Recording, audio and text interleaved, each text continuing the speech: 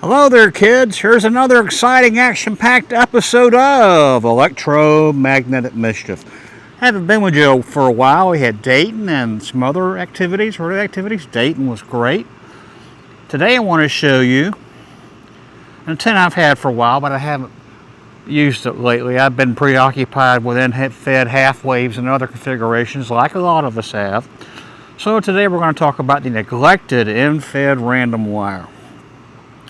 Give you a brief description of this. We have a 9-to-1 Unan, a one-off prototype by Tim Ortiz and N9SAB of ether wave antennas.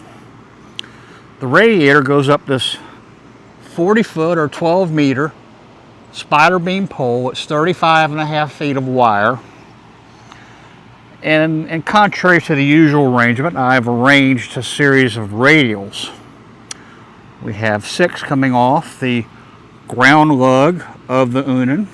We have 2 15-footers, 2 30-footers, and 2 60-foot radials.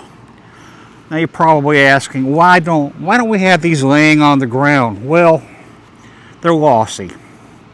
And if you get these off the ground, you reduce your ground losses. And the whole name of this game is managing loss where you can. And I've found that if you put some work into elevating your radials, the whole system will perform better. And this is true of basically every vertical antenna. This N-fed random wire is a vertical with a matching network at the base. And like all verticals, they work better if you have resonant radials that are off the ground, because once you lay the radials on the ground detunes them. Now these radials are not exactly resonant on any band. They're close. That's why we have 2 60-footers, 2 30-footers, and 2 15-footers. These links are not magic. I just did this incrementally. And the SWR curves are decent. It'll work all bands 80 through 6 meters. Let's take a walk over here to one of these electric fence posts. It's just a loop of wire. This is a 22 gauge UL 1007 wire, if I remember correctly. It's got about 300 volt jacket rating. You can buy it very cheaply, in the 1,000-foot spool. It's great for making antennas. And we have a 50-foot length of ABR 240 coax, and that goes to a choke, and then that goes up to my shack. I've run scans on this, and I'm making contacts with it. The SWR is a little high on 80 and 40. It's manageable. It's under 4-to-1 for the most part, which on those 2 low bands with your coax losses involved, it's not very bad. It's a compromise antenna. It's superior to the N-fed half wave in that you can operate all of the amateur bands, but you do have loss in relation to what you're using. So let me explain this a little bit. This is what I call the Bouncing Betty Unan.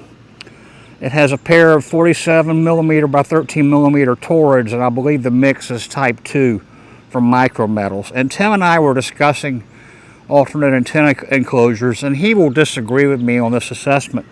He said, well, this was a mistake. I thought that's what you wanted. And I said, no. But, my memory of events is different than his. So what we have here looks just like a World War II S-mine made by Germany. Or as some of the Allies started calling it, the Bouncing Betty. Now, if a soldier or other non-combatant or whoever tripped an S-mine, it would have a small explosive charge, and this sucker would pop out of the ground and explode at about waist height. And most of the metal balls inside would distribute in a pattern at about 3 to 4 feet above ground. Use your own imagination about what that would do to you. But it looks just like an S-mine. And my nickname for it was Bouncing Betty. The Bouncing Betty Unan. This antenna will handle about 500 watts PEP sideband. I haven't had any issue with it. It's a heavy-duty device. Tim only made the prototype, and I believe he might have made one more. My memory's failing me on that.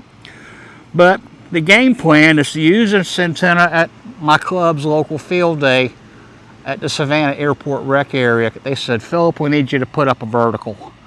Well, this is the only thing I had. And the last thing I want to do is go out and fiddle with taps or whatever on coils, or I just don't like doing that. You put it up, the SWR is manageable, and your tuner can handle it. But the SWR isn't so high that you lose a lot of your power and coax losses. I believe the listed loss on this, the actual transformer itself, is about 0.5 dB. Tim does a good job with these. This is a very rugged enclosure, SO239 on the bottom, so I'm been fairly happy with it. And I really should have been using it a lot more, but as we all progress in our hobby and our interests, you don't understand some things. In almost every case, elevated radials will always be superior to radials laying on the ground. Now, this is not exactly what I would call a field friendly, because if you're a POTA operator or a portable operator, you don't have time to put out multiple radials. So, it's all a game. It's all a game of trade-offs and engineering challenges. So, yeah, you put out one radial, or you could use your feed line as your counterpoise with a choke, of course. The rule of thumb for that is always 0.05 wavelength on the lowest band you use. It does work, but like I said, it's a balance between convenience and efficiency and other trade-offs. You got to, weigh those out and decide what works for you. So that's it. That's my discussion of the N9SAB random wire, the bouncing Betty Unen, designed and constructed by Tim and N9SAB. I like it. I really should have been using it more, but like I said, I was preoccupied with N9SAB half waves, delta loops, and other things. Y'all have a good day. It's Philip Nilinger, KA4KOE, concluding this episode of Electromagnetic Mischief. Talk to you later. Bye-bye.